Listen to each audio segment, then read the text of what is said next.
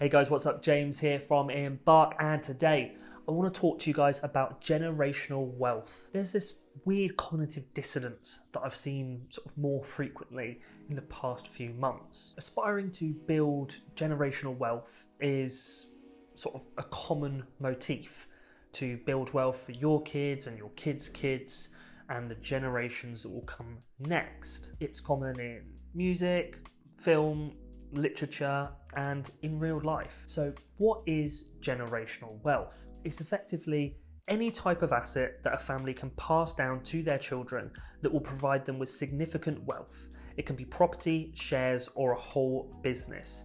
There's no real figure that can be cited for this. It depends on too many factors, but the general rule is that the dividends from the asset can pay for the living expenses of the generation below without having to sell the asset. That's a lofty goal, and one that's not frequently obtained.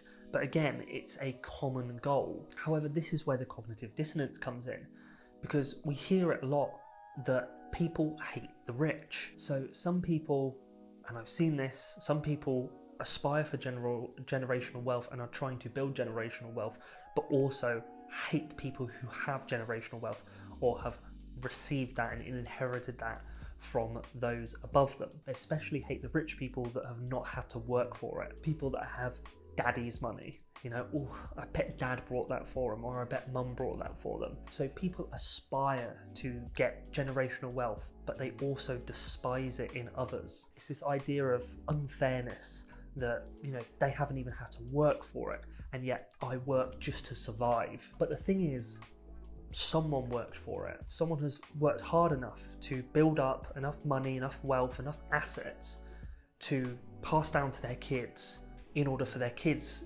to not have to work as hard as they once did. And shouldn't that be sort of everyone's goal, to leave the world a little bit better off, to give your kids and your kids' kids the opportunities that you weren't afforded to you as a child, opportunities that you always dreamed of, the options to do things that you couldn't, pursue hobbies and dreams instead of working a 9-to-5 you hate. We all aspire to give our families better lives than what we had, yet we look down and judge those whose parents did that for them. It's just this funny irony that we look past when we have these beliefs. And I'm sure there's plenty of people that robbed and cheated and lied to build their generational wealth, but the vast majority of people didn't. They worked hard, day in, day out, to provide for their family. And it's not something that we should look down on. It's something that we should,